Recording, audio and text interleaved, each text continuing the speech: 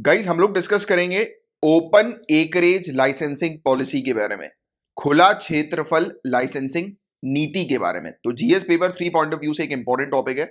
आपको OALP open acreage licensing policy है क्या एग्जैक्टली इसके बारे में पता होना चाहिए। देखो बहुत सिंपल सी चीज ये समझो कि हमारी कंट्री के अंदर जैसे कि पूरी जमीन एरिया है, ठीक है, पूरा जमीन एरिया या समुद्री एरिया हमारे आसपास, हम पेनिनसुला पे रहते हैं, राइट, तीनों साइड पानी से कवर्ड है।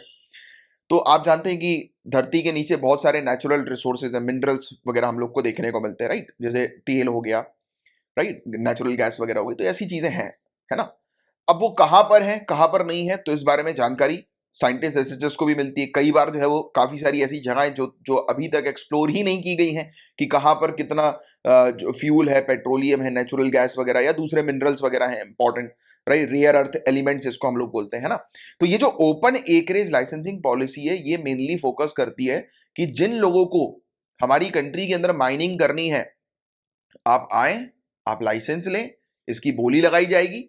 और कि किसी क्षेत्र के लिए अगर आप चाहते हो, यानी कि कोई कंपनी है उसने रिसर्च करवाई और उसको पता लगा कि अरे यार यहाँ पर तो बहुत ज्यादा तेल है या नेचुरल गैस है, तो वो क्या करेंगे, हमारी सरकार को बोलेंगे कि इस क्षेत्र के लिए इस क्षेत्र की बिडिंग जो है वो शुरू करवाओ, यानी कि बोली लगवाओ, हमें ये क्षेत्र जो है वो चाहिए एक्सप्लोरेशन करने के लिए, यहाँ से मिनरल्स को निकालने के लिए।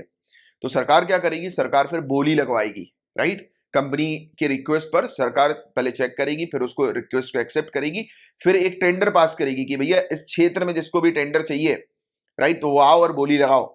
इस क्षेत्र से जिसको भी ये फलाना मिनरल जो है वो निकालना है, ऐसा इस फलाना फलाना कंपनी का क्लेम करना है कि यहाँ पर मिनरल्स हैं, तो अगर आपको चाहिए, आपको आजमाना है, तो आप आओ, बोली लगाओ और निकालो, राइट, यहाँ से। और उसका फिर वो सरकार का भी उसमें शेयर हम लोग को देखने को मिलता है। तो ये चीज है ओपन एकरेज लाइसेंसिंग पॉलिसी। तो इसमें जो लाइसेंस है वो मेनली जो माइनिंग वगैरह है, राइट, यानी कि जो नेचुरल रिसोर्सेज जो धरती के अंदर है, समुद्र के नीचे है, तो उनको निकालने के लिए, उनको एक्सप्लोर करने के लिए ये बनाया गया है, right, open acreage licensing policy. सिर्फ इतनी सी चीज आपको ध्यान में रखनी है इस टॉपिक के अंदर, दैट्स इट।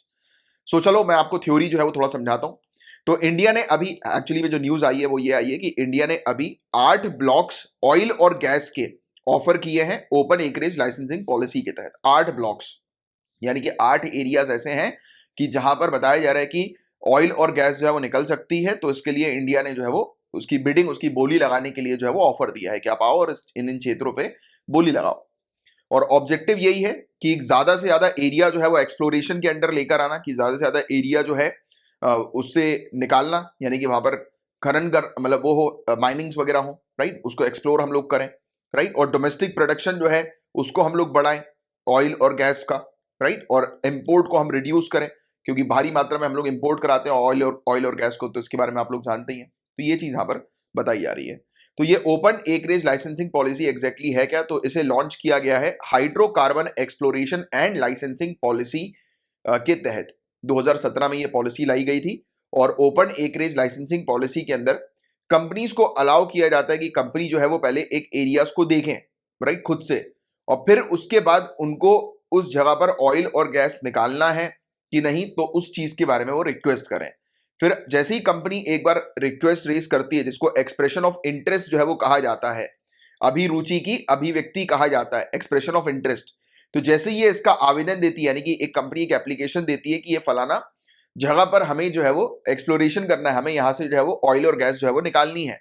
फिर उसके बाद सरकार क्या करती है, उस एरिया की बोली जो है वो लगवाती है, मतलब कि उस एरिया पे बोली शुरू करवाती है। अब यानी कि एक नोटिस जो है वो जारी करती है कि इस एरिया के लिए जो भी कंपनी इंटरेस्टेड है यहां से ऑयल और गैस निकालने के लिए, आओ और आकर निकालो, राइट। फिर वो बोली लगाती है अलग अलग कंपनी, जो हाईएस्ट बिडिंग जो होती है उसको जो है वो मिल जाता है ये टेंडर। तो ये इस प्रकार से ऑपरेट होता है पूरी चीजें। इसमें एक यूनिफॉर्म लाइसेंस प्रोवाइड किया जाता है एक्सप्लोरेशन के लिए और प्रोडक्शन के लिए, राइट, मतलब कि एक समान लाइसेंस जो है वो का प्रावधान इसके अंदर हमें देखने को मिलता है हाइड्रोकार्बन की खोज और उत्पादन के लिए, राइट। हाइड्रोकार्बन या फिर हाइड्रोकार्बन के जितने भी प्रकार हैं, तो उसकी खोज और उत्पादन के लिए। तो हाइड्रोकार्बन आप थोड़ा सा ध्यान में रखिएगा, राइट। और इसमें हमें देखने को मिलता है कि ठेकेदारी जो है वो रहती है अनकन्वेंशनल या फिर अनकन्वेंशनल ऑयल वगैरह की, यानी कि वो ठेके पे दिया जाता है, टेंडर पे दिया जाता है, जो चीज मैंने आपको समझाई थी। और इसमें रेवेन्यू शेयरिंग मॉडल के तहत जो है वो फील्ड ऑफर की जाती है, वही मैंने आपको बताया कि गवर्नमेंट का भी इसमें शेयर इन्वॉल्व रहता है, राइट। और फिर इससे फायदा जो है वो काफी सारी चीजों में हमें देखने को मिलता है। एक तो मार्केटिंग और प्राइसिंग की फ्रीडम होती है कंपनीज को, कि कंपनी जिस भी प्रकार से अपने प्रोडक्ट जो भी वहां से निकल रहा है उसकी मार्केटिंग करना चाहे मार्केटिंग कर सकती है, बट फिर भी गवर्नमेंट उसके ऊपर रेगुलेशन लगाती है।